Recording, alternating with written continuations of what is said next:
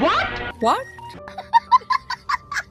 আচ্ছা, যে তোমাকে রাত জাগা শিখিয়েছে সে কি আজও তোমারই আছে?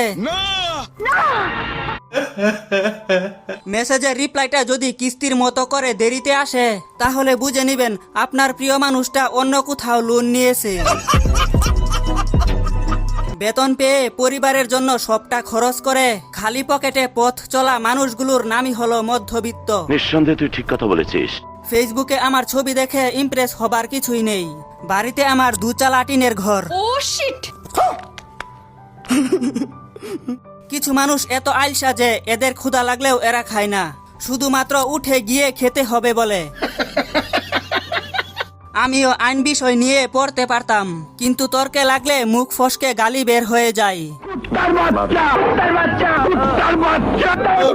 এটা হইলো বেটা, হইলো এটা না।